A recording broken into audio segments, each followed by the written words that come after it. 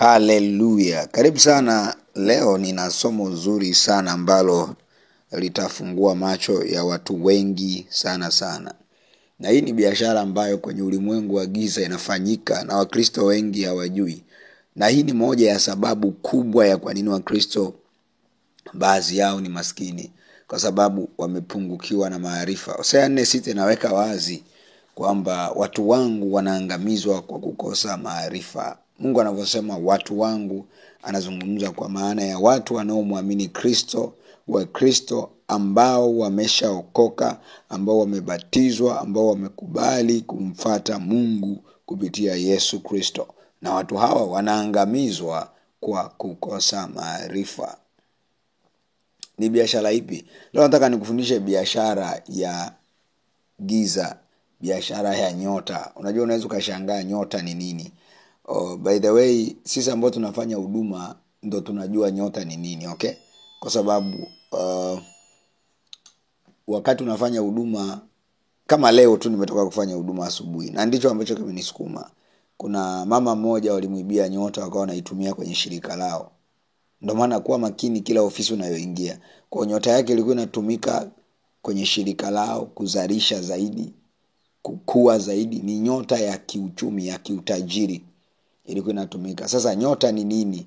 Leo nitakufundisha. Kwa somo la leo ni biashara ya giza inayoitwa biashara ya nyota. Sijajua niiweke vipi, lakini hii ni biashara. Yes. Ni soko la nyota za watu. Soko, biashara ya nyota za watu. Hii ni biashara inayofanyika kwenye ulimwengu wa giza. Nyota, unaweza kujiuliza nyota ni kitu gani? Nyota ni sehemu ya nafsi ya mtu ambao Mungu anakuwa ameiweka, ambayo inaamua hatima ya yule mtu, kusudi la yule mtu. Mungu anapokuweka duniani, anaweka na kitu kinaitwa hatima yako, kusudi lako, baraka zako.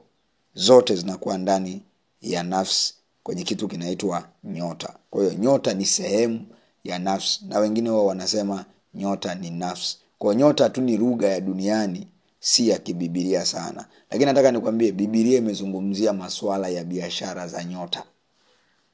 Umenielewa? Yes. Unaweza tu sielewe, lakini leo utaelewa. Moja ya watu ambao walikuwa wanasoma nyota sana ni Wakaldayo. Hawa walikuwa ni wachawi na walitumia nyota kujua majira, walitumia nyota kujua aina ya hatima ulionayo. Haleluya. Na hii ni elimu inaitwa falak. Waislamu wanaijua na wanaitumia, lakini ni elimu ambayo iko kinyume na Mungu. Kinyume na Mungu, na Mungu anaikemea. Nitaenda kukuonyesha leo. Unajua Wakristo wengi hawapigi hatua kwa sababu hii. Mimi nawaambia leo nitaenda kuwafunulia vitu ambavyo vitawasaidia sana. Haleluya. Hii ndio biashara kubwa zaidi katika ufalme wa giza, kwa sababu hii ndio biashara ambayo inamfanya shetani aonekane shetani. Yaani unaona hao ambao wanapata utajiri, wana magari, wana nini kwa kupitia mizimu, kwa kupitia Freemason, hao wote huo utajiri wameupata kupitia hii biashara inaitwa biashara ya nyota. Haleluya. Leo nitaenda kukufundisha ili uwe makini, kwa sababu Wakristo wengi wamejisahau. Unatumiwa na ujui. Huyo unayemtamani uwe kama yeye, kumbe anatumia nyota yako na ujui. Haleluya. Sasa nyota inaweza ikawa nyota ya utajiri, nyota ya ndoa, nyota ya kazi, nyota ya uongozi, okay? Nyota ziko nyingi sana. Kwa hiyo wakiwa wanataka, kwa mfano, wakiwa wanataka uwe tajiri, maana yake watatafuta nyota ya utajiri, ndio ambao mng'ao wake mkubwa ni kwenye utajiri, kwa sababu nyota ina pembe zake na kila pembe na mng'ao wake. So kuna mtu ambaye mng'ao mkubwa zaidi ni kwenye nini? Kwenye biashara. Mng'ao mkubwa ni kwenye nini? Kwenye ndoa. Mng'ao mkubwa ni kwenye nini? Kwenye utajiri. Okay? Na huko ndiko ambako kuna mafanikio yake, kwa sababu Mungu alimuumba kila mwanadamu afanikiwe. Sema amen. Sasa nataka niwaambie leo tutazungumza vitu vingi sana. In short, ukiibiwa nyota umeibiwa hatima yako. Yaani wakiwafaulu kuiba nyota yako wameiba hatima yako. Maisha yako yameibwa. Sema amen. maisha yako yameibwa. Wakiweza kuiba nyota yako, wameiba hatima yako. Yaani unakuwa box. Kumbuka nilikuwa namwombea dada moja ni jana tu, wakasema huyo tulishachukua kila kitu, huyo anatembea ni mweupe, ni mtupu. You see, kuna watu mnatembea ni wazima, mna afya, mna watoto, mnaitwa mama, lakini ndani yenu ni weupe. Hallelujah.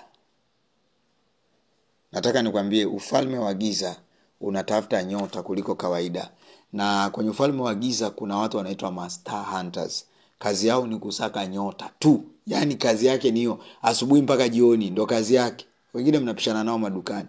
Anakuangalia akiona namna gani hauna ulinzi wa Mungu na nyota yako inang'aa, anaichukua. Nitatumia sana neno nyota, lakini nimeshakwambia nyota ni sehemu ya nafsi. Haleluya. Sasa hawa watu ambao wanafanya hizi biashara za nyota ni watu ambao wapo kinyume na Mungu. Ni watu ambao wapo kinyume na Mungu, na Mungu yupo kinyume nao.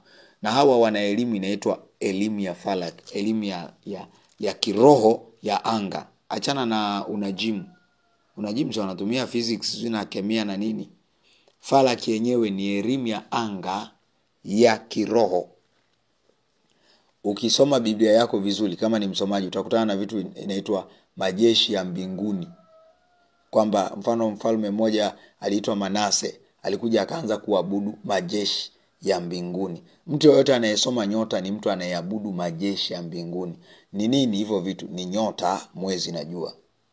Ukisoma kwenye kitabu cha Mwanzo, mama yake na Manase, yule Manase wa Yusufu, yani mke wake na Yusufu, sawa Yusufu alipokuwa Misri alioa mke ambaye yule mke, sawa, baba yake alikuwa kuhani wa On.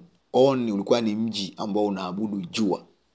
Kwa ulikuwa unaabudu majeshi ya mbinguni. Ndio maana ukija kusoma kwenye Biblia, kama umefuatilia mfano semina yangu ya mizimu, utaona Elisha alikuwa anahusiana na ukoo wa Manase, Elia alikuwa anahusiana na ukoo wa Manase, na hata mfalme Manase alikuwa anahusiana na ukoo wa Manase, na Gideon alikuwa anahusiana na ukoo wa Manase. Na wote hawa walikuja kuuliwa.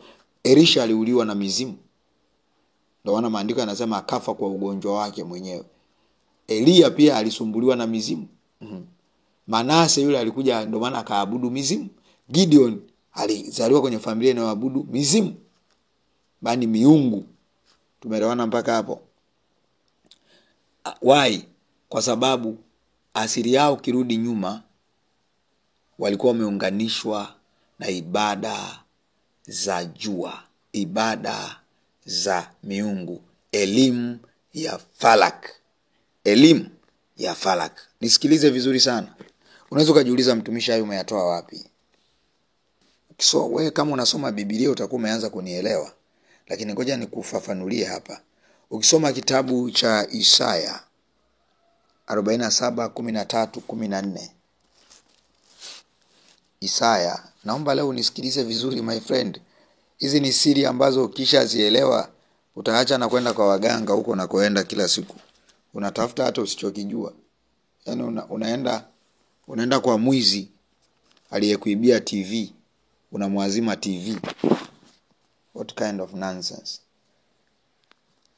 Nikusomee kitu kinaitwa falak. Ujue falak ni elimu ya anga ikihusiana na nyota na jua na mwezi, ambazo hizi zote ni ibada. Niliwahi kuwapa ufunuo mmoja wa watu fulani kwa nini wana alama ya mwezi. Ni alama ya kuabudu, ni alama ya falak, elimu ya anga ya kiroho ya giza. Ndio maana kuna alama ya mwezi. Ukiona mtu anafuata mwezi, muandamo wa mwezi, sijui nini, hiyo ni alama ya ibada za majeshi ya mbinguni. Na kama huko my friend, unajichanganya. Ndio maana wale watu wanasoma nyota kawaida. Ngoja nikusomee Isaya 47:13-14. Umechoka kwa wingi wa mashauri yako, basi na wasimame hao wajuao farak, wazitazamao nyota, watabirio kila mwezi mambo ya mwezi huo, wakakuokoe na mambo yatakayokupata. Tazama watakuwa kama mabua makavu. Mungu anaonyesha hasira yake juu ya hizi vitu za kutabiri kwa kutumia nyota, mwezi na jua. Tazama watakuwa kama mabua makavu, moto utawateketeza. Hawatajiokoa na nguvu za mwali wa moto. Hautakuwa kaa la kukota moto, wala moto wa kukaa karibu nao. Naomba tuombe. Naona kuna resistance kwenye hiki kitu ninachofundisha. Baba, katika jina la Yesu Kristo, asante kwa ajili ya mafunuo haya. Kila nguvu ya adui, kila hila, kila mapepo na majini yanayozuia mafundisho haya, ninaenda kinyume na hiyo nguvu. Ninavunja na haribu michoro yao, matamshi yao, maneno yao. Nafungua ufahamu wa huyu mtu anayesikia. In the name of Jesus. Nazungusha moto kila upande katika jina la Yesu Kristo. Amen. Watoto wa Mungu, hii siri ambayo naenda kuisema leo sio siri ya kawaida. Sio siri ya kawaida hata kidogo. Kwa hiyo hakikisha unaweza kusimamisha video ukaomba kabla hujaendelea. Wai adui atajaribu kila njia kukuzuia. Ombea ufahamu wako katika jina la Yesu. Amen. So tumeona hapa kwenye andiko la Isaya 47:13. Inasema umechoka kwa wingi wa mashauri yako. Basi na wasimame hao wajuao falaki. Falaki nimekwambia ni nini? Hawa ni wachawi, washirikina, waganga. Na wengine mashehe wanajua hizi vitu.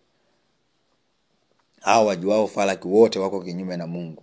Moja hii falaki kwenye Uislamu inafundishwa kabisa. Okay? Watu wana degree zake. Umenielewa mpaka hapo? Ndio maana unaweza wakachukua nyota yako wakakuroga wakafanya chochote. Hallelujah. Wazitazamao nyota, watabirio kila mwezi mambo ya mwezi huo, wakakuokoe na mambo yatakayokupata.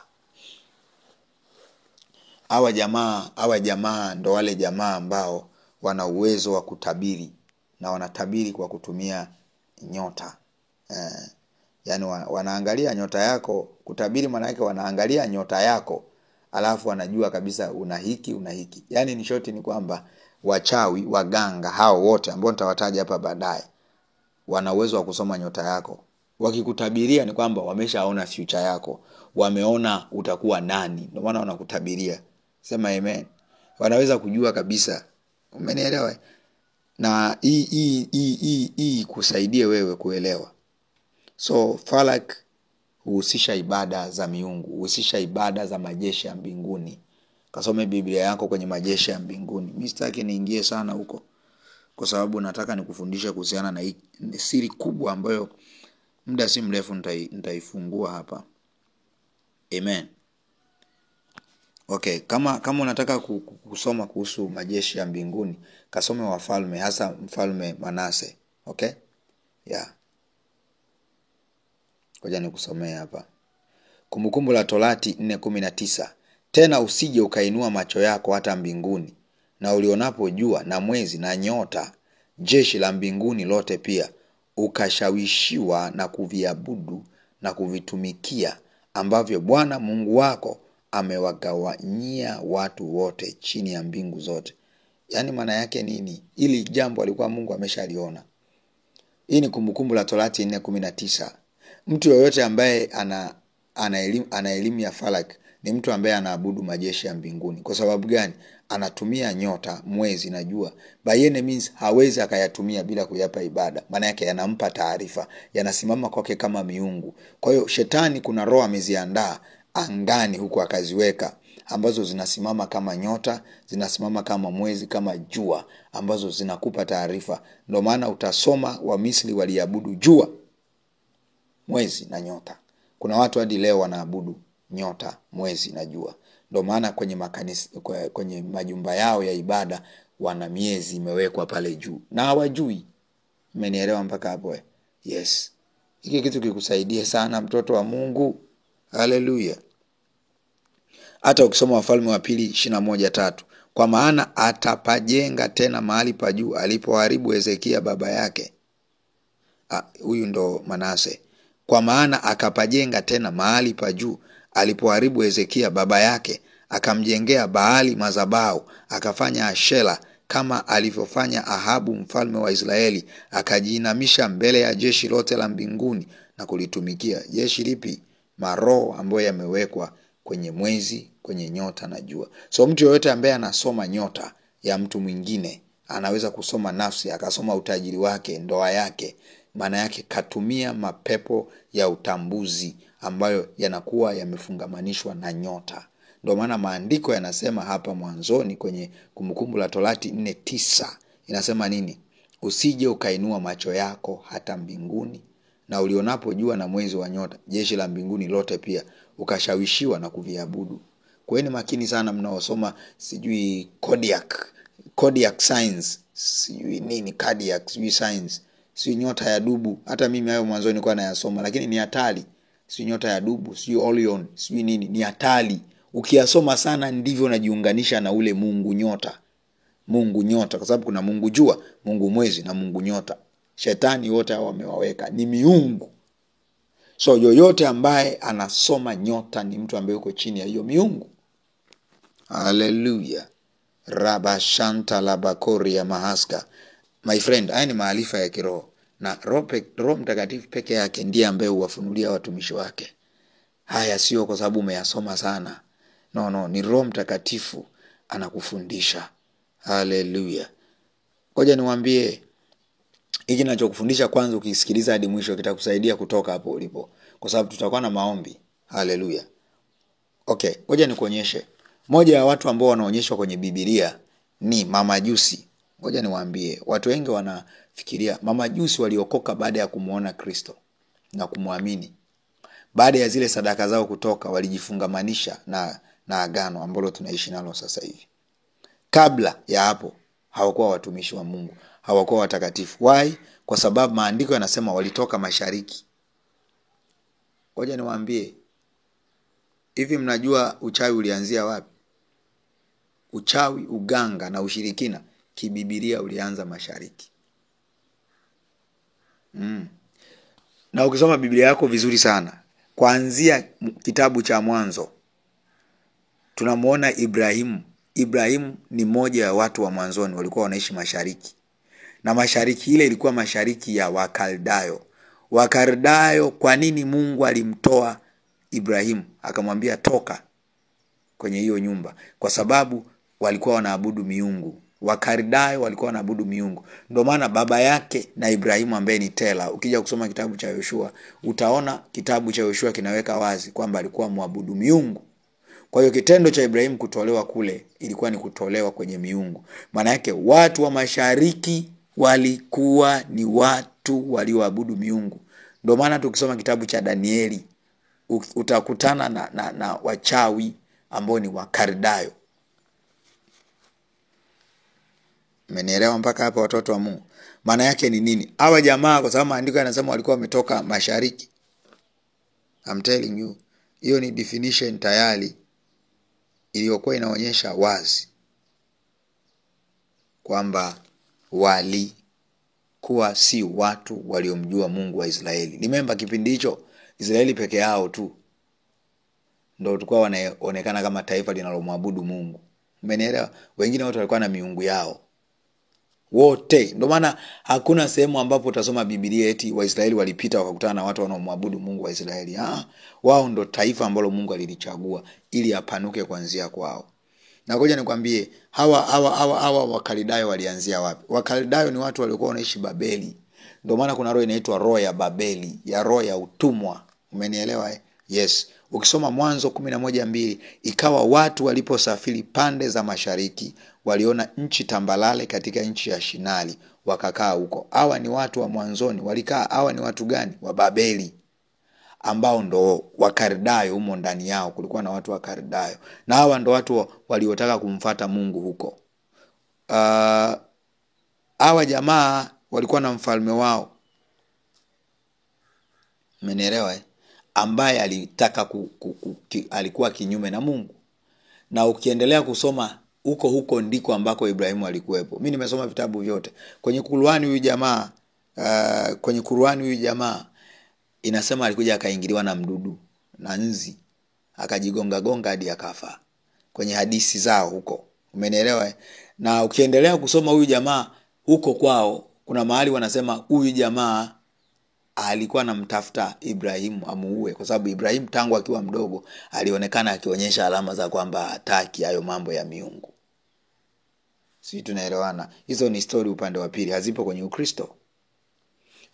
Ngoja niwaambie, mimi moja ya kitu ambacho Mungu alinipa nilipojazwa Roho Mtakatifu, alinipa maelekezo ya kujua kote huko. Na uwezo kama Mkristo aliyesimama kama hujui.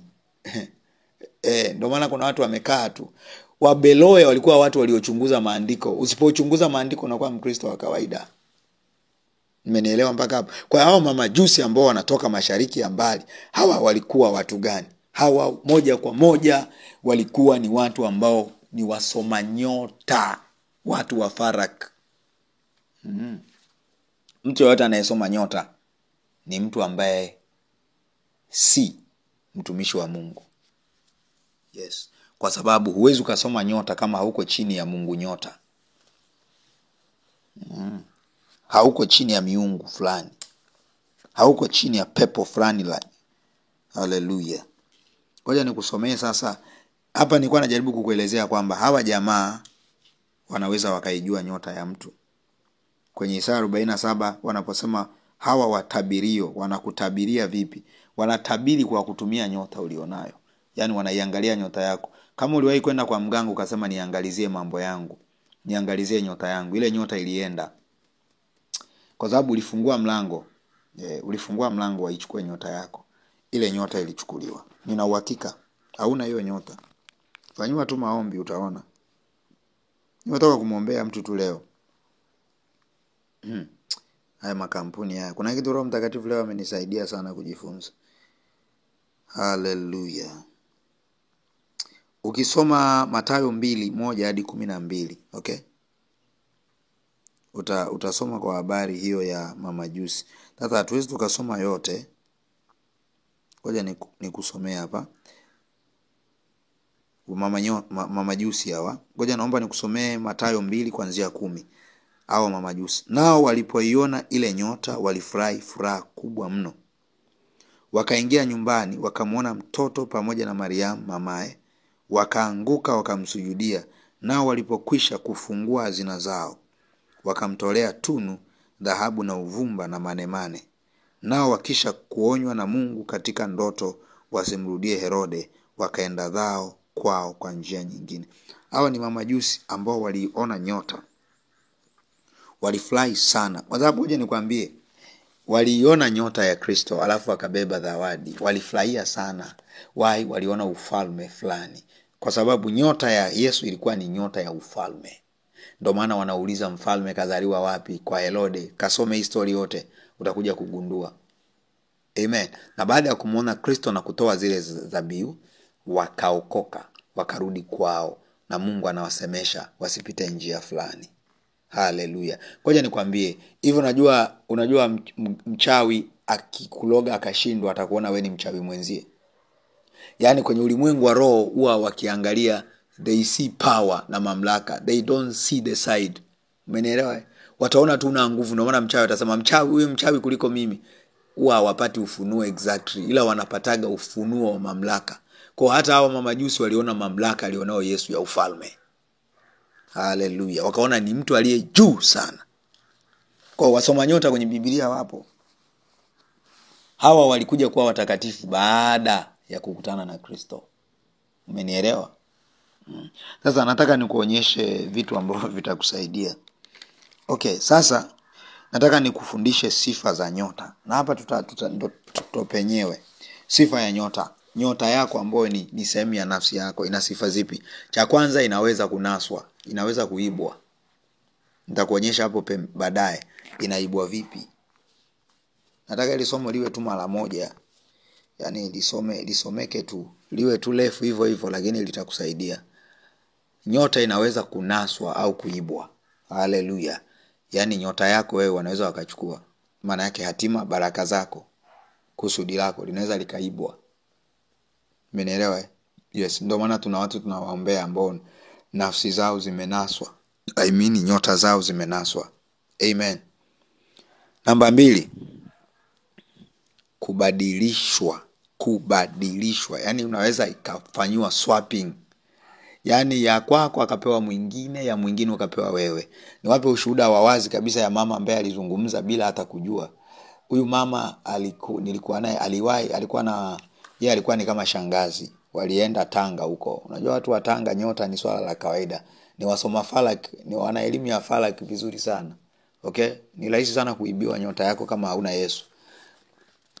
Ndio maana lazima uwe na Yesu. Kama una Yesu my friend, wewe you are nothing. Yani wewe sio chochote. Inaweza kubadilishwa. Yani huyu mama alienda na huyo mwanae kwenye hiyo familia kwa shehe. Alafu maana yake yule mwanae alitakuwa kuolewa na mtoto wa shehe. Kwa walikuwa wamechanganya. Yeye ni Mkristo lakini wamechanganya na Uislamu. Kwa akaenda kumsindikiza mama yake na huyo mtoto kwa sababu yeye ni shangazi. Walipofika kwenye ile familia, yule mzee akawaambia cha kwanza, nadhani watu wa Tanga, kama ni mtu wa Tanga unaweza kushuhudia. Cha kwanza, au kama uliwahi kuwa kwenye Uislamu, cha kwanza kilichofanyika ni nini? Ni kusoma nini? Nyota. Kwa hiyo ikasoma ya mwanaume na mwanamke. Ikagundulika ya mwanamke ina nguvu zaidi kuliko ya nani? Na nguvu wake ni wapi? Kwenye mali. Umenielewa? Kwa hiyo yule shehe akasema inabidi tubadilishe, ya mwanaume tumpe mwanamke, afu ya mwanamke tumpe. Nataka niwaambie huo sio uongo wala nini. Kama inaweza kunaswa ikachukuliwa, kama inaweza kuuzwa, inaweza kupewa kwa mtu. Au matajiri mnaoona mitaani hao, sio kwamba shetani aliwapa utajiri. Sio kweli. Mimi nitawaambia leo, nitawafundisha vitu vya ajabu sana. Shetani hawezi kuumba utajiri. Just receive it. Nimeomba kwa sababu nakwambia vitu ninavyokupa mimi ni siri nzito leo. So inaweza kubadilishwa, ya kwako akapewa mtu mwingine. Upaswi kwenda kuolewa kila familia. Unaenda kila mahali. Kuna watu baada ya kuolewa tu biashara zenu zikafa. Mwanaume anatumia nyota yako na ujui. One day namuombea dada moja, Roho Mtakatifu kama akanipa ufunuo kwamba huyu shida anazopitia zote mume wake ndo kachukua nyota anaitumia. Na mume anajitahidi kila namna, anampa zawadi, anampa hiki, lakini na amemruhusu afanye biashara lakini haoni chochote na yuko nchi za nje. Namba 3, inaweza kuchafuliwa. Yes, kwa sababu nyota ni mng'ao. Mng'ao unaweza kufishwa. Unaweza kufishwa. Na muda mwingine wewe mwenyewe ndio unaweza kuufisha, hata sio wachawi wala nini. Unapoishi kwenye maisha ya giza, huwa wanafisha ile maisha ya dhambi, ya unajisi, ya zinaa, nyota yako. Unapokutana maroho mengi yanavyointamingo na wewe, moja ya kitu yanafanyaga ni kufisha hatima yako, baraka zako. Kwa sababu nyota ndio hivyo, hatima, baraka, kusudi lako. Haleluya. Lakini namba 4,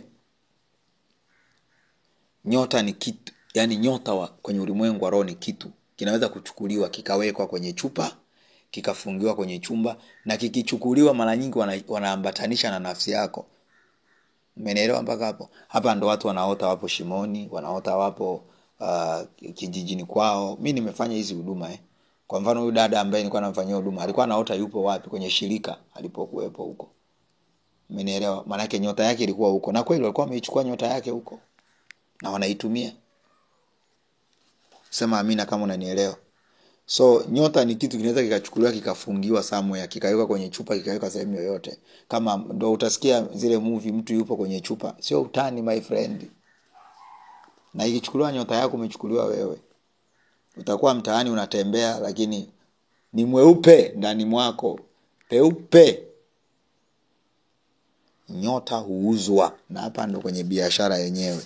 Yaani nyota, ngoja nikwambie, nyota inaweza kuuzwa.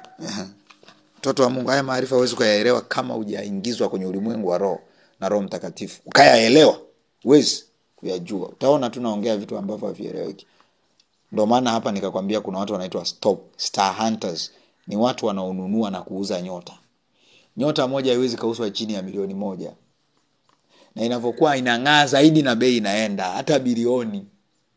Ndio maana kuna watu kazi yao ni hiyo tu, mnapishana nao huko mitaani wamevaa vikofia vyao.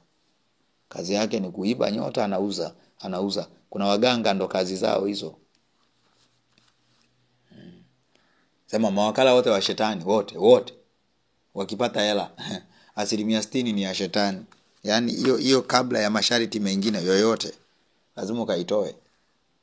Nyie si mnatoa 10%. Kwa ufalme wa giza wanatoa 60%. Vitu vya rohoni hivi my friend, huwezi kuvielewa, lakini Mungu akusaidie kuelewa. Nyota inaweza kuuzwa tu kama nyanya. Nitakuuliza, nitakufundisha hapa wauzaji na wanunuaji ni watu gani, ili usije kujichanganya. Lakini namba 6, yes, namba 6 ndio ile nilioelezea kule juu kwamba wachawi na waganga wanaweza kujua nyota yako kabla hujazaliwa. Kabla hujazaliwa wanaweza kujua nyota yako. I'm telling you. Ndicho ambacho walikijua kwa Yesu. Mamajusi walikuwa wasoma nyota wale. Walijua nyota. Wewe kama unanisikiliza na unajua kusoma nyota ya mtu, my friend, wewe una tofauti na mchawi. Usifikiri unamwabudu Mungu aliye hai. Unaabudu hiyo miungu usiyoijua. Kama unasomaga nyota, elewa tu hilo. Unaweza kubadili nyota ya mtu, unaiba nyota. Wewe ni mfanyakazi wa shetani. Yes, usije kadanganywa na hiyo dini ulipo. Yes, mtafute Mungu aliye hai. Ragada baladia. Naomba nikufundishe kitu kinaitwa wauzaji na wanunuaji. Mungu atusaidie. Kuna wauzaji na wanunuaji wa nyota. Hawa kazi yao ni kununua na kuuza nyota. Namba 1 ni waganga. Waganga ndo kazi yao kubwa. Waganga ni kazi yao kubwa. Utasoma Isaya 8:19. Waganga kazi yao kubwa ni hiyo. Kila unapoenda kwa mganga ili akuangalizie mambo yako, maana yake angalie hatima, baraka zako. Si ndicho unachotaka kuangalia. Huwa unampa access ya nyota yako. Sijui unanielewa mpaka hapo? Yes, unampa access ya nyota yako. Na ukishampa access ya nyota yako, umempa uhalali wa kuichukua. By the way, kitendo cha wewe kukanyaga kwenye madhabahu ya mganga ni kwamba umejisalimisha kwa mganga. Umeshajiweka wakfu kwa mganga. Na jinsi unavyoonyesha kumtegemea zaidi, unafungua mlango wa laana. Laana ni nini? Maandiko yanaweka wazi, amelaaniwa Yeremia 17:5. Amelaaniwa mtu yule amtegemeaye mwanadamu na moyoni mwake amemsahau Mungu. Ndio hicho. Mpaka unaenda kwa mganga, maana yake umeshamsahau Mungu. Unamtegemea mwanadamu. Mizimu ya mganga ikusaidie, majini ya mganga yakusaidie. Umenielewa mpaka hapo? Maana yake ni nini? Mungu tena ana uhalali na wewe. Because umefungua mlango huo wa laana, Mungu anaondoka. Laana huwa ni maana yake Mungu anakuwa mbali na wewe. Mtu yote anaishi kwenye laana, maana yake ni nini? Ni mtu ambaye shetani ana uhalali naye. Anaweza kumbamiza anavyotaka. Sasa kuna Wakristo tayari Mungu alishamkataa, alafu hawajui kama walishamkataa. Na bado wanaendaga kwa waganga na kanisani. Bado wanajua Mungu yuko na wanapiga magoti, Mungu nisaidie. Wewe hujui ulimwengu wa roho unafanya kazi namna gani. Nakwambia jinsi unavyoomba ndo utazidi kupigwa. Ukiona jinsi unavyoomba zaidi ndivyo unateseka. Maana yake miungu, shetani ana uhalali na wewe. Very easy. Ukiona jinsi unavyoomba zaidi, na hao mara nyingi wanasumbuliwa na mizimu ya waganga, mizimu ya ukoo wao, majini ambao waliabudu na hawajui. Hallelujah. So cha kwanza ni waganga, cha pili ni wachawi. Na wachawi wanakuibia vipi? Kwenye ndoto. Nitakuonyesha hapo. Mchawi anaweza kukuibia kwenye ndoto, mchawi anaweza akalala na wewe. Ngoja niwape ushuhuda wa mchawi ambaye mimi nilikuwa naishi naye mtaa mmoja. Na wakati nilikuwa nafanya huduma kwenye ule mtaa, nilikuwa nakutana na watu waliowafunga. Moja ya kazi yake ilikuwa ni moja. Ana watoto zaidi ya wawili na wote wana baba zao. Nao baba zao wote alichukua nyota yao. Nyota alivyochukua akajenga nyumba. Ana nyumba za kutosha, hana kazi hata inayoeleweka. Na alikuwa anapata vipi nyota zao? Kwa kulala. Kwa sababu ameingia maagano na kuzimu kwamba ili apate nyota ni kwa kulala nao. Kwa ni mchawi. Na wengine mlilala na waganga. Nimewahi kukutana na dada mmoja alilala na waganga. Alidanganywa, hii dawa natakuwa mpake mpenzi wako kwenye sehemu za siri. Akasema zina mpenzi. Alikuwa ashakamata ufahamu hapo. Mganga akamwambia sawa, nitakusaidia. Ni hatari watoto wa Mungu. Tunakutana na vitu vya ajabu. Akalala na mganga. Ni hatari sana sana sana. Ni hatari mno. Huduma yake ilikuwa na vitu vingi. Lakini Mungu ni mwenye rehema. huwa anarehemu vitu vyote. Namba 3 ni mawakala. Sasa hawa mawakala of course hawa wote wawili juu ni mawakala, lakini mawakala siku hizi wana swaga. Au mawakala siku hizi ni mtu smart, anavaa vizuri. Vijana fulani wana hela, wanazurula mitaani, wanatafuta wanawake ambao hawajielewi, wapenda fedha. Ukijichanganya kilala na wewe ashakuacha. Hana muda na wewe.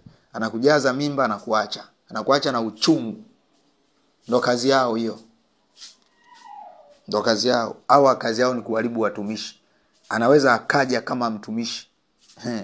Akaja kama mtumishi, tuombe, ametumwa kuzimu, atakaa na wewe hata miaka 5. My friend, hajawahi kukutongoza wala nini. Ila wewe mwenyewe ukimwangalia ana tabia nzuri kweli yani. Unavutiwa naye. Unasema huyu si ndo mke. Huyu si ndo mme. Alafu wewe mwenyewe unajichanganya mbui kwamba huyu mwanaume hajawahi kunitongoza muda wote huu kweli. Kumbe ajenda yake ni kubwa zaidi ya hiyo miaka 5. Unajipeleka mwenyewe au anakuja tu kukuambia nimekupenda. Kuna dada mmoja alikuwa muombaji. Alikuwa na mume wake. Mume kwanza wakagombanishwa. Ndio maana lazima tuombe. Adui akapanda roho ya falaka katikati ya mke na mume. Ikawa ni vita. Alafu akitoka nyumbani akija kwenye maombi anakutana na huyo mkaka. Wanaomba naye. Mchungaji sio kawapa cheo gani huko wawili. Waombaji wakubwa sasa wa kanisani. Yeye mwenyekiti sio mwingine msaidizi. Huyu kijana ni very smart, handsome, ana hela. Alafu akaendelea. Baada ya miezi kadhaa ile dada wanaomba wote, wanaomba. Alafu huyu kaka akaja akamtongoza siku moja. Na muda wote anamjali kweli. Kuna muda atamletea chakula, atafanya hiki. Mbona leo hauna raha? Akaja akajichanganya. Huyu dada. Alipojichanganya huyu dada,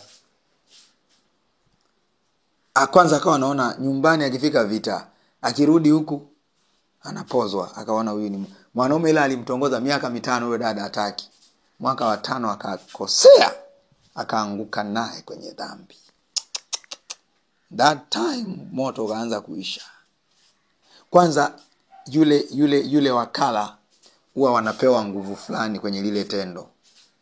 Alivyofanya mapenzi na huyo wakala, akasema yani akaona ni dhambi, ila alichokipata kila akikaa anamwaza, anasema hapana. Kwa hiyo ile kitu inamvuta, anarudi tena anafanya naye. Alafu kijana akawa kama bize. Dada ndo akaanza kuteseka.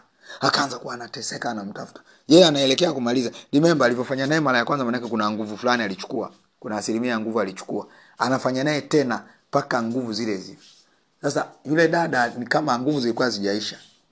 Akaona hii dhambi ninayofanya kwenye hili kanisa, akaondoka. Akaenda kwingine. Siku moja wapo kwenye kongamano huko kwenye kanisa, ndio unajua yule alikuwa wakala, akamfuata. Alivyomuona tu akamwangalia kwa sababu alishaingia kwenye agano la zinaa. Akakumbuka vile vitu, wakarudi tena kwenye ile dhambi. Paka alikuja afu baadaye wakamuua kabisa mume wake. Kwa sababu huyu dada alikuwa ana charge, ana nguvu zinashuka, ila kuna neema ya Mungu ilikuwa juu yake. By the way, kale jamaa walivyorudi wakabidi wakawa wanaishi nyumba moja. Kwa hiyo kakirudi jioni akawa anajisikia tu. Kwanza ile hamu ya kufanya muda wote. Paka akitoka nyumbani anayo tu. Kwa hiyo inafika mpaka kwa watu wengine. Lakini bahati nzuri ya kwenda kwa wengine. Kalivyokuja kumaliza kazi, kakamwambia kabisa, mimi nilitumwa kazi moja tu, nimeshaimaliza kuharibu huduma yako na imeshakufa sasa hivi. Hiyo nyingine, hizo asilimia zilizobaki ni Mungu tu. Ndio anaenda kwa mtumishi kuombewa. Yanalipuka yale maroho, my friend. Wewe unadhani shetani anafanya kazi kwa wiki 2? Ndio maana lazima tumtafute Yesu. Unaniuliza mtamjuaje wakala? Utamjua kwa sababu una Roho Mtakatifu ndani yako. Utamjua kwa sababu una neno la Mungu ndani yako. Kama usomi neno la Mungu na una ushirika na Roho Mtakatifu, hakuna namna nyingine ya kusaidiwa. Utachagua hao wenye magari, ndo wakala mwenyewe. Utachagua handsome, mrefu, mweusi, dada mwenye makalio, ndo wakala mwenyewe. Ndio maana Mungu yani ni hivi, paka ushinde mwili wako. ndo utainuka kwenye viwango vingine. Kama mwili bado ndo unakuongoza na sio roho yako, huwezi. Namba 4, wauzaji na wanunuaji ni mashehe. So wengine mnaenda kugangwa Yes. Unajua kwa sababu gani? Wanaweza kusoma nyota. Hicho tu ni kigezo cha kwamba wanaweza kuiba. Na nimekutana mimi, ngoja niwaambie, nimefanya hii huduma, nimekutana na hayo maroho kwa watu. Maroho ya ajabu. Hayo maroho yanavaaga nguo zao hizo. Yanavaa nguo zao hizo. Ndo ya mengi, kesi nyingi za watu kibiwa nyota ni kesi za majini. Hata leo asubuhi nimedili na kesi za majini. Na wanaowatuma ni hao. Wewe wenzio hawaoni kama ni uchawi. Hata hapo wanapoongea wanaona sio uchawi, ni kitu cha kawaida. Kitu cha kawaida. Lakini ndo hivyo nyota zinaenda. Ndio maana Wakristo wengi maskini. Na nitakufundisha leo inatumika vitu gani. Ninyi mnadhani kwa nini Waarabu ni matajiri? Kwa sababu ya elimu ya falak walionayo. Wewe huna hayo maarifa na hujui wanafanya vipi. Nimwambia hii ndio biashara kubwa zaidi kwenye ufalme wa giza. Hao matajiri na wote mnaowaona maarufu, wanasiasa, wana michezo, wote ni hii biashara ndio walioitumia. Hii. Nyota ni kama nyanya, inauzwa tu sokoni. Wanakuuzia kama nyanya. Nyanya ikiwa nzuri sana, nyanya ikiwa vitunguu, yani inauzwa tu kama kitu chochote. Kwenye ulimwengu wa roho, hiyo furaha unayofikiri wewe haionekani, kwenye ulimwengu wa roho inaonekana. Inaweza ikafungwa, ikakamatwa huzuni, ikafungwa somewhere. Hicho kisichoonekana kwenye ulimwengu wa roho kinaonekana. Furaha inaonekana, huzuni inaonekana. Vitu visivyoonekana kwenye ulimwengu wa roho vinaonekana. Havionekani kwa sababu vipo kwenye ulimwengu wa mwili, na vinaonekana kwa sababu vipo kwenye ulimwengu wa roho.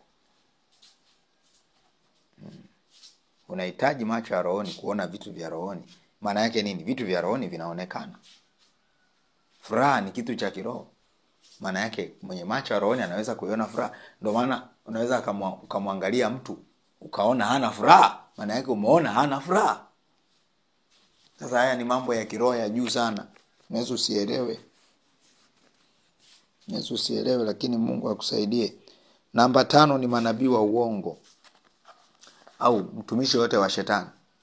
Manabii wa uongo. Manabii wa uongo wanaweza kuchukua nyota zako. Ngoja nikwambie, zile madhabahu za manabii wa uongo zimejaa nafsi za watu, nyota za watu. Wapo huko. Kama uliwahi kusali huko ukatumia na mafuta, ukanywa huko, ndio wamekuficha huko. Wewe tukikuombea maombi ya nyota lazima walipuke wanakijiji. Na vifungo vya manabii wa uongo ni vibaya sana, kwa sababu ni moja kwa moja vimetoka kuzimu moja kwa moja. Labda hao manabii wa kawaida wanaochukua maroho ya utambuzi kupitia waganga tu, lakini wale ambao wanaendaga kuzimu, wanaenda na kupiga story na shetani, maana yake nafsi yako inakuwa kuzimu. Kuitoa nafsi kuzimu na kuitoa nafsi Ludewa Mbeya ni vitu viwili tofauti. Kuitoa nafsi ambayo imekamatwa kijijini kwenu huko, unaota kila siku upo kijijini, ni tofauti na ambaye kakamatiwa kuzimu. Unanielewa mpaka hapo? Ulinzi wa maroho ambayo yameizunguka nyota yako ikiwa duniani hapa ni tofauti na ulinzi ikiwa kuzimu. Sisi tunaelewana mpaka hapo? Sasa nataka nikuongezee kitu kimoja, jinsi nyota yako inaweza kuibwa. Ningeweza kugawagawa, lakini nimeona niweke sehemu moja ili tuelewane. Jinsi nyota yako inaweza kuibwa. Namba 1, kupitia vyakula. Kupitia vyakula. I'm telling you. Hivi mnajua kuna watu, kwa sababu gani? Ili nyota yako iibwe wewe, lazima shetani awe na uhalali na wewe. Kwa hiyo lazima ufungamanishwe na miungu mingine. Lazima ufungamanishwe upande wa giza wa shetani. Lazima shetani apate uhalali, ndo anaiba na nyota. Shetani akishapata uhalali kwako, cha kwanza anachukua ni nyota. Hayo magonjwa ni dozi tu ya baadaye. Umenielewa? Labda akute hiyo nyota walishachukua wengine. Ngoja niwaambie, chakula ni moja ya mtego wanaotumia hawa jamaa kwenye ulimwengu wa giza. Wana wa uovu wanawatawala wana wa Mungu, wanawatesa wana wa Mungu. Watumwa wanawatawala mabwana zao. Ndio sisi mabwana ni wa Kristo. Watumwa ni hao watu wengine. Wanawatawala kwa sababu gani? Wamejua kanuni ya chakula, wana elimu ya falaki ya kusoma nyota, ya kunasa nyota na kuiba. Kuna watu walikula nyama zile zinatolewaga bure zile. Na wale jamani wajanja huwa wanachinja, unakuta ng'ombe 100 wameanguka, wanawasomea ibada zao pale, wanawafungamanisha na maroho ya giza, na wewe unaenda na bakuli lako, nyama unakula, usiku unaanza kuota uko nao. Ukishaanza kuota uko nao, unakula nao, mara unaota umevaa nguo zao, baadaye unaanza kujisikia kama kuvaa nguo zao. Tayari wewe ushakamatwa. Ndio maana wale jamani matajiri kuliko wewe. Matajiri kwa sababu gani? Nyota yako ndo wanatumia, na uliwapa wewe mwenyewe. Mko busy tu unasema these people kwa nini wana hela kuliko? Hiyo falaki wana hela kwa sababu wanatumia nyota yako hiyo hiyo. Do you think wana hela kwa sababu Mungu anayemwabudu ana nguvu kuliko wewe? Hamna. Ila kwa sababu ni maarifa tu. Watu wangu wanaangamizwa kwa kukosa maarifa. Maandiko yanasema kwenye Isaya 5:15, watu wangu wamefanywa mateka kwa kukosa maarifa. Umateka ni nini? Mtu yote ambaye nyota yake imechukuliwa ni mateka.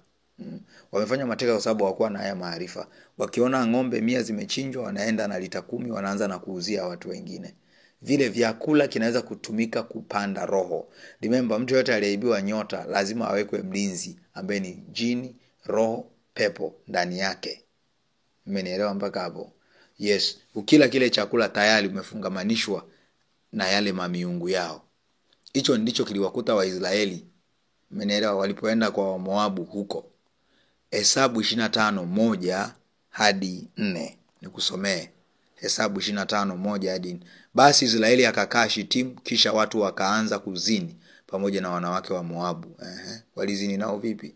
Kwa kuwa waliwaarika hao watu waende sadakani, sadaka walizowachinjia miungu yao. Watu wakala chakula wakaisujudia hiyo miungu yao. Ikawa Israeli kujiungamanisha na Baali Peori. Huyu Baali Peori ni mizimu, ni miungu. Hasira za Bwana zikawaka juu ya Israeli. Kisha Bwana akamwambia Musa, watwae wakuu wote wa hao watu, ukamtundikie Bwana watu hao mbele ya jua, ili kwamba hizo hasira kali za Bwana ziondokee Israeli. In short ni nini? Those guys ambao wanatoa nyama za bure huwa lazima wasome ibada. Wanasoma maneno yao, na ile ibada ina jina zitaitaja. Wengi wanajua waliotoka huko. Na ngoja nikwambie, wanayemsomea pale ibada wanayemfanyia sio Mungu aliyeumba mbingu na nchi.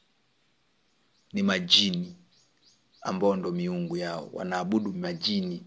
Au ni watu wanaoabudu majini. Wakisha asoma yale majini, maana yake anapewa maelekezo. Yoyote atakayekula tu kama ana nyota, wanachukua ile nyota, linakaa jini pale. Ndio maana utashangaa yanalipuka tu majini. Wewe umeyatoa wapi? Hebu imagine, leo nilikuwa namfanyia dada huyu. Yanasema sisi tumetoka Uarabuni. Majini ya Uarabuni. Nimefanya wengi majini ya Uarabuni. Yanakujaje? Kwa sababu kuna mtu alisoma yakapandwa somewhere, alafu yakashika ile nyota. Haleluya. Mmenielewa mpaka hapo? Yes. Majini yanahusika sana kwenye nyota za watu. Na moja ya njia rahisi ya mtu kuibiwa nyota ni vyakula. Una Yesu na unakula tu. Hakuna hata ulinzi wowote ulionao. By the way, sio kila mtu anaweza wakachukua nyota yake. Sio kila mtu. Kuna mtoto tu mdogo hivi nienda kumwombea siku moja, akasema nyota yake tulijaribu kuchukua tukashindwa. Kwa nini? Kuna moto. Kuna dada mwingine nilimwombea, walikuwa mizimu ilikuwa imechukua nyota yake. Akawa amefunguliwa. Akawa amejichanganya, amekasirika, wakamuingia. Yakaanza kusema tumejaribu kuchukua nyota yake lakini tumeshindwa. Tumejaribu kuchukua nyota tumeshindwa. Kwa nini? Na nyota kuna moto umezungushia. So kitu cha kwanza ambacho kinaweza kikatumika kuiba nyota yako ni nini? Ni vyakula. Tumeelewana hapa? Nasikia tu watu wamechinja huko wanagawa bure na wewe unakimbia kwenda. Hivi mnajua kwa nini kuna watu wanajifanya kuwasaidia watoto yatima, wanawapelekea nyama, chakula. Ngoja nikwambie, kama wanawapenda sana wasingewapelekea nyama, kwa sababu ile nyama ndo inafanya, yaani wakishachinja ile damu wanaitoa kama sadaka kwa miungu yao. Ndio maana lazima chakula kiwe na nyama ndani yake. Umenielewa eh? Lengo ni nini? Kuchukua nyota za wale watoto. Nyie mnaona wanawasaidia. Kuna kanisa moja la nabii wa uongo, alikuwaga Muislamu.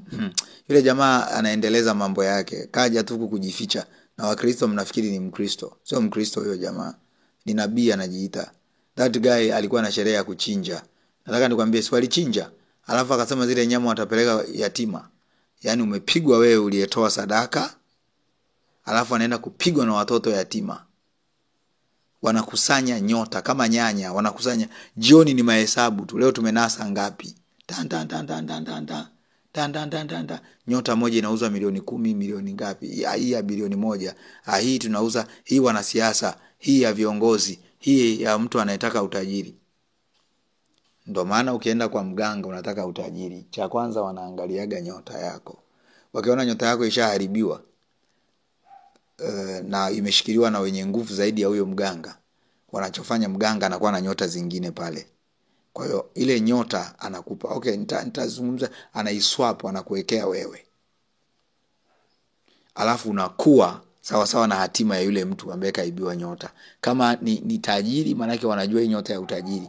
Tukimwekea huyu mtu akafuata hiki na hiki na hiki na hiki, atakuwa. Remember, nyota yoyote inabaki tu kuwa nyota, haitakusaidia bila ibada. Lazima wakuingize kwenye procedure, mlolongo wa ibada. Bila kuabudu, my friend, huwezi kuwa tajiri hata kama una Mungu. Haiwezekani. Na kuabudu sio kwenda tu kanisani, maisha yako jumla na kila kitu. Haleluya. Na tamaa uishinde pia. Kwa hiyo ya kwanza ni kupitia chakula. Naomba tusiongee sana. Namba 2 ni kupitia mganga. Kupitia mganga. Nilipokuambia ukijifungamanisha na mganga, tayari umefungua mlango wa yule mganga kuwa na uhalali na wewe. Na hapo anachukua nyota. Na nimetoka kukuelezea tu hapo.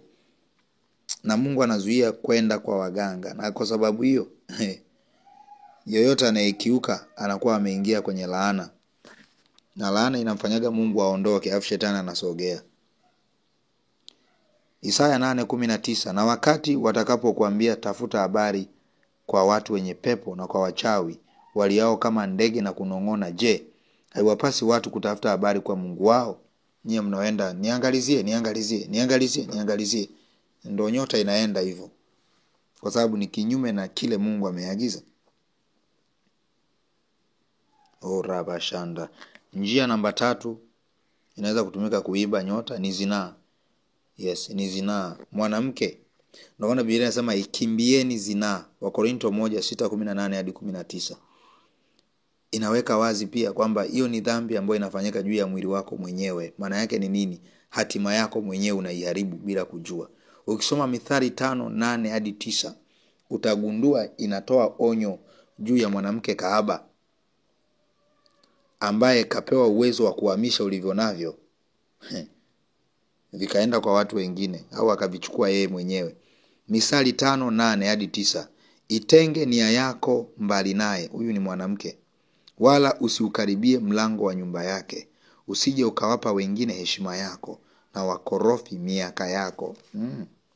Yaani nyota yako, usije ukawapa heshima, hatima watu wengine, maana yake asije yeye akatumika kama sehemu ya kuchukua nyota yako.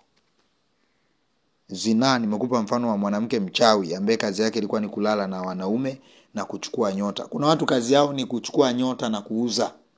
Akishachukua na ikusanya anauza. Nilikuwa nafanya huduma leo kwa huyu dada wa nyota. Huyu dada wa nyota alikuwa na kaka yake. Kaka yake alikuwa ni muuza nyota. Akachukua nyota ya dada mtu akawauzia kwenye lile shirika.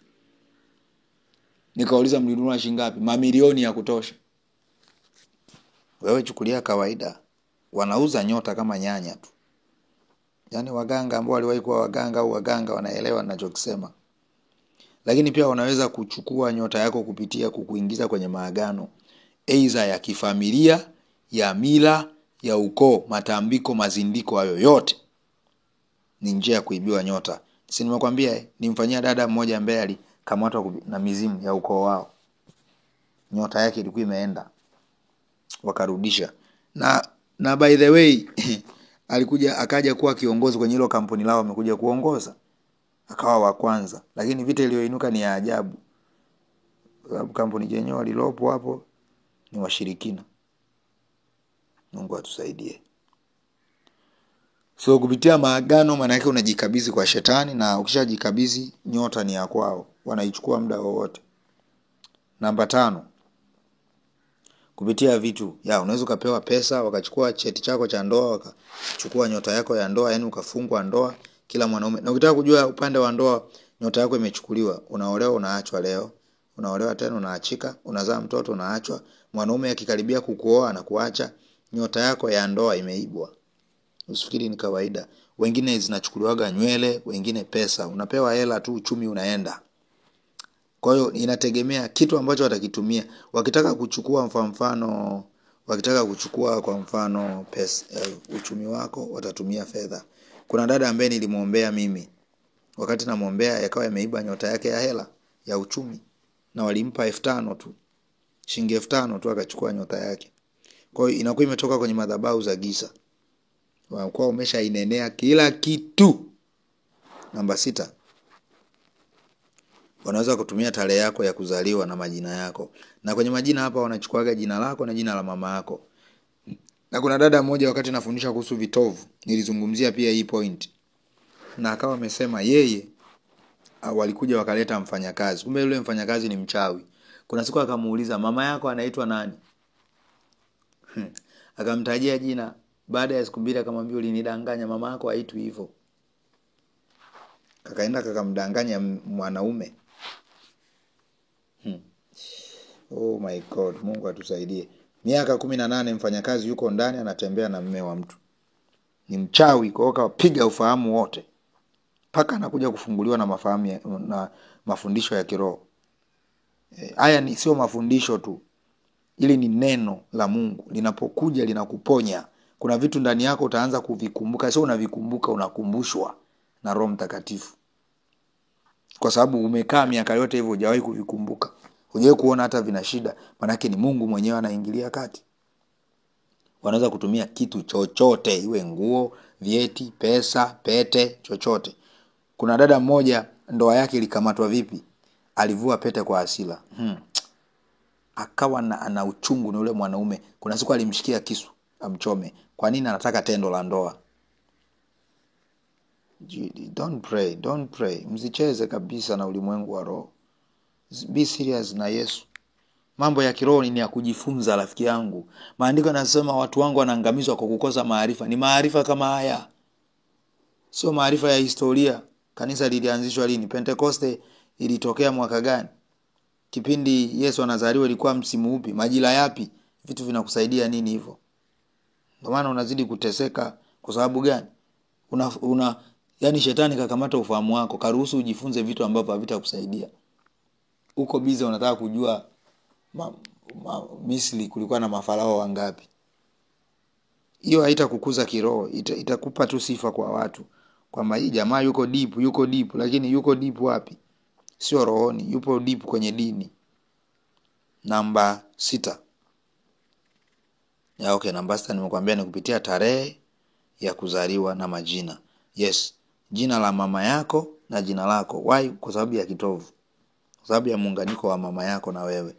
Wanachukua yale majina wanayapa herufi. Kila herufi ina namba yake A to Z. A1, A B C D E F G. Wanaweka namba, wanachukua na calculate majina, wanajumlisha, wanagawa kwa 12, wanakuja wanafanya manuva yao hapo, wanatamka maneno yao. Remember hapo kuna majini ndani yao ambayo yanawaongoza. Alafu baada ya hapo anaijua nyota yako ni ipi. Ina mng'ao upi? Wapi imeshikilia sehemu ipi? Wapi? Upande upi ina nguvu zaidi? Wakishajua hapo, wakiona inafaa wanaikamata, wanatumia na tarehe yako ya kuzaliwa, kwa sababu ni lango la wewe kuja duniani. Lango la wewe kuja duniani. Wachawi wakisha kutafuta kote wakashindwa, wanakuja kwenye tarehe ya kuzaliwa. Kwa maana lazima uiombe tarehe ya kuzaliwa. Ni lango la wewe kuja duniani. Be very careful na tarehe yako ya kuzaliwa. Ndio maana hata nyota, wakitaka kusoma nyota yako, si ndio? Wanakuuliza ulizaliwa mwezi wa ngapi. Si mnaonaga yale manyota sio ya ng'ombe, sio ya nge, sio ya nini? Sio wanachofanya ni nini? Wanaweka tarehe pale. Yeah, tarehe yako ya kuzaliwa unaweza ukaitumia kujua nyota yako. Na wakishajua nyota yako wanaingia deep zaidi kujua ina nguvu wapi, ina mng'ao upi. Mungu atusaidie. Na wakishajua wanaichukua. Namba 7, kupitia kitovu hedhi. Yes, niliwaambia. Kupitia kitovu chako. Nikawaelekeza vitovu msiwe mnatupa. Choma moto kwa maombi, teketeza. Ukitupa jalalani ni lango la kuzimu, watachukua. Ndio maana mtoto amegoma shule, wamekamata lango la elimu, nyota yake ya kusoma, nyota yake imefungamanishwa na elimu. Unajua mtu anaweza kuwa tajiri. Sasa utakuwaje tajiri? Unaweza kuwa tajiri mwanamke kwa mfano kupitia ndoa. Mwanaume unaweza kuwa tajiri kupitia elimu. Yaani utasoma, utafika juu sana, utapanda cheo. So wanajua utajiri wako upo kwenye elimu, wanakamata kwenye elimu. Kupitia kitovu hicho utaanza kumuona bibi yako mara nani. Watoto wa Mungu, ulimwengu wa giza haupaswi kuwa na akili kuliko ulimwengu wa nuru. Mtoto wa nuru upaswi kuzidiwa maarifa na mtoto wa giza. Na ukishazidiwa umeangamizwa, utakuja kukamatwa kirahisi sana. Rafiki, nimekuja unisaidie nguo, unatoa, kazi imeisha. Kuna dada mmoja ulichukuliwa uzi tu, nyota ikakamatwa, biashara ikabuma.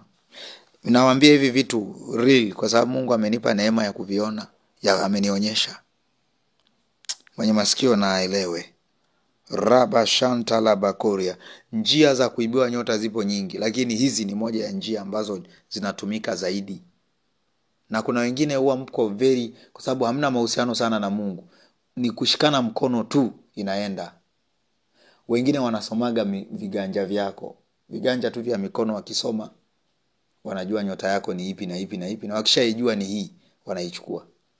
Hawezi wakachukua nyota bila kuiangalia, lazima waiangalie. Ukiona mtu anaweza kusoma nyota, tayari wewe ni mwizi wa nyota. Kama akaweza kuisoma tu, anaweza kuiiba. Wanawaambia usiende kuolewa kila dini. Nimempenda. Wengine mnapenda manukato, wengine mnapenda kanzu. Utapotea. Haya hivi vitu ninavyokuambia, kuna watu naongea nao. Utapotea. Ni hatari kwa afya. Very dangerous. Nawaambia katika roho. Huyu ni roho Mungu anasema na wewe. Sasa nataka niwaambie, baada ya hapa tutakuwa na maombi ya kurudisha nyota madhabahuni. Sasa video imekuwa ndefu sana. Okay? Kwenye madhabahu tutakuwa na maombi ya kurudisha nini? Nyota. Unaweza ukatutafuta, nitaweka link hapo kwenye description. Nitaweka link kwenye description. Yes, nitaweka link kwenye description hapo. Sitaki nipigiwe simu. Utajoin kwenye group kule kama unahitaji hiyo huduma utasema. So kutakuwa na maombi maalum. Na Mungu akusaidie sana. Kwenye description hapo kuna link, au kwenye email bibliatimes@gmail.com, bibliatimes@gmail.com, au unaweza ukacomment hapo nikakutumia hiyo link kwenye comment hapo. Mungu akubariki sana, nikutakia siku njema. Baba, asante kwa ajili ya neema hii.